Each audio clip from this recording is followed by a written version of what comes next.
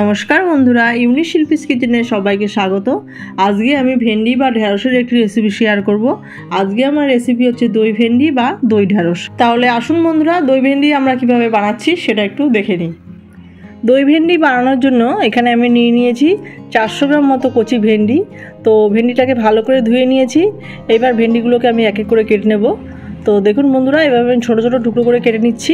তো বড় সাইজেরগুলো 3 টুকরো করছি, আর যেগুলো ছোটো আছে সেগুলো আমি 2 টুকরো করে কেটে নিচ্ছি।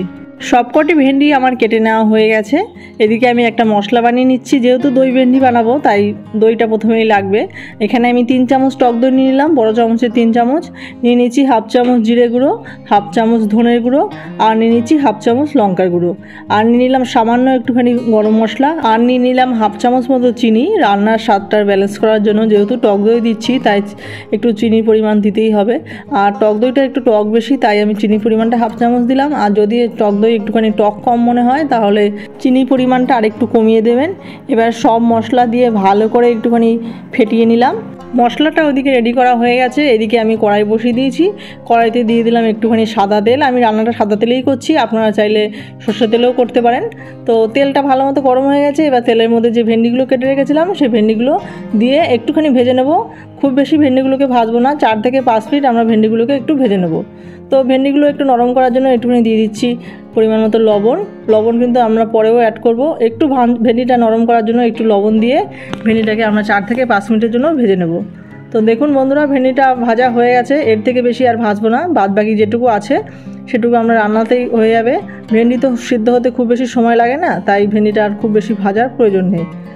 আর ভেন্ডিটা খুব বেশি ভেজে নিলে ভেন্ডির কালারটাও নষ্ট হয়ে যাবে আর একদম নরম হয়ে যাবে, তাহলে রান্নাটা খেতে ভালো লাগবে না।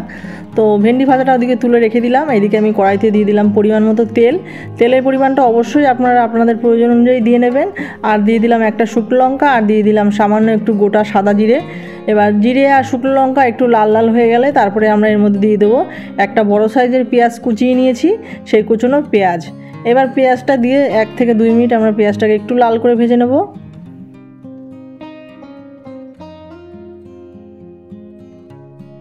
পেঁয়াজ 2-2.5 মিনিট লাল করে ভেজে নেওয়া হয়ে গেছে। এবার আমি এর মধ্যে দিয়ে দিলাম 4টে কাঁচা লঙ্কা চেরা। লঙ্কাটাও আপনাদের প্রয়োজন অনুযায়ী দিয়ে নেবেন। আর দিয়ে দিলাম হাফ চামচ আদা রসুন বাটা। এবার পেঁয়াজ, আদা, রসুন, লঙ্কা ভালো মতো একটু কষিয়ে নেব। এই রান্নাটি যদি আপনারা রসুন পেঁয়াজ দিতে অপছন্দ করেন তাহলে দেবেন না, তাহলেও রান্নাটি হবে। তবে রসুন পেঁয়াজ দিলে রান্নাটি বেশি ভালো লাগে আমার কাছে। এবার আমি এর মধ্যে দিয়ে দিলাম পরিমাণ মতো লবণ, আর দিয়ে দিলাম হাফ চামচ হলুদ গুঁড়ো। আর বাদবাকি মশলা তো দইয়ের সঙ্গে মেশানো আছে, আর কিছু দেওয়ার প্রয়োজন নেই। এবার লবণ হলুদ দিয়ে পেঁয়াজ, রসুন, আদা সব কিছু ভালো করে কষিয়ে নিচ্ছি। তো মশলা থেকে তেল ছেড়ে দিলে এরপরে আমরা এর মধ্যে দিয়ে দেবো দইয়ের যে মিশ্রণটা তৈরি করে রেখেছিলাম, সে দইয়ের মিশ্রণটা। দইয়ের মিশ্রণটি দেওয়ার সময় গ্যাসের ফ্লেমটা অবশ্যই লো করে রাখবেন, বা অফ করেও দিতে পারেন। দইয়ের মিশ্রণটা মেশানোর পর মশলার সঙ্গে তারপরে গ্যাসের ফ্লেমটাকে অন করে দিতে পারেন। তো আমি গ্যাসের ফ্লেমটাকে অফ করিনি, আমি একদম লো করে দিয়ে মশলাটাকে কষিয়ে নিচ্ছি।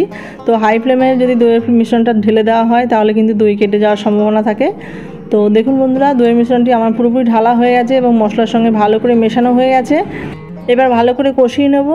তারপরে মশলা থেকে তেল ছেড়ে দিলে আমরা এর মধ্যে অ্যাড করে দেবো যে ভেজে রাখা ভেন্ডিগুলো রেখেছিলাম, সেই ভেজে রাখা ভেন্ডিগুলো। তো দেখুন বন্ধুরা, মশলা থেকে তেল ছেড়ে দিয়েছে, মশলাটি ভালো মতো কষানো হয়ে গেছে। এইবার আমরা এর মধ্যে অ্যাড করে দিচ্ছি ভেজে রাখা ভেন্ডিগুলো। এবার ভেন্ডিগুলো দিয়ে মশলার সঙ্গে আবারও একটুখানি কষিয়ে নিচ্ছি 1 মিনিট মতো। তারপরে আমরা এর মধ্যে পরিমাণ মতো জল দিয়ে দেবো, যতটা যে গ্রেভির প্রয়োজন ততটা জল দিয়ে দেবো। একটু মশলা আর বাটি ধোয়া জল দিয়ে দিলাম, আর একটু জল দিয়ে দিচ্ছি। আপনারা আপনাদের প্রয়োজন অনুযায়ী জল দিয়ে নেবেন। তো আমি খুব বেশি জল দিচ্ছি না, একদম মাখা মাখা করব, তাই হালকা জল দিয়ে ভেন্ডির সঙ্গে ভালো করে মিশিয়ে এবার আমরা ভেন্ডিটাকে ঢেকে রাখবো 10 মিনিটের জন্য। গ্যাসের ফ্লেমটা লো টু মিডিয়াম করে নিয়ে ঢেকে রাখলাম। এবার 10 মিনিট পর আবার আসছি বন্ধুরা। দেখুন ভেন্ডিটা আমার পুরোপুরি রেডি হয়ে গেছে। ভেন্ডি তো সেদ্ধ হতে খুব একটা সময় লাগে না, আর আগেও একটু ভাজা ছিল। এবার একটু নাড়াচাড়া দিয়ে নিচ্ছি। দই ভেন্ডি আমার পুরোপুরি রেডি। এবার খুন্তি দিয়ে একটু দেখে নিচ্ছি ভেন্ডিটা ঠিকভাবে হয়েছে কিনা। তো দেখে নিলাম হয়ে গেছে। এর থেকে বেশি আর ভেন্ডিগুলোকে গালিয়ে ফেলবো না, ভেন্ডি আমার পুরোপুরি হয়ে গেছে। এবার গরম গরম ভাত বা রুটির সঙ্গে পরিবেশন করুন লোভনীয় স্বাদের দই ভেন্ডি রেসিপি। তাহলে দেখলেন তো বন্ধুরা, কত সুন্দরভাবে আমি দই ভেন্ডি রেসিপি করে নিলাম। আপনারা অবশ্যই এভাবে একবার বানিয়ে খাবেন, খেতে অসাধারণ লাগে গরম ভাতের সঙ্গে বা রুটি বা পরোটার সাথে। তাহলে বন্ধুরা আজকে আমার দই ভেন্ডি রেসিপিটি কেমন হয়েছে আপনারা কমেন্ট করে জানাবেন। আর রেসিপিটা ভালো লাগলে like comment share and subscribe করতে কেউ ভুলবেন না। চ্যানেলে যারা নতুন বন্ধু আছেন চ্যানেলটিকে সাপোর্ট করবেন, পাশে থাকবেন। আর যারা পুরনো বন্ধু আছেন তাদেরকেও অসংখ্য ধন্যবাদ আমার ভিডিওটি দেখার জন্য। তাহলে চলুন বন্ধুরা, দেখা হচ্ছে পরবর্তী কোনো ভিডিওতে, পরবর্তী কোনো রেসিপি নিয়ে। আপনারা সবাই ভালো থাকবেন, সুস্থ থাকবেন। ধন্যবাদ।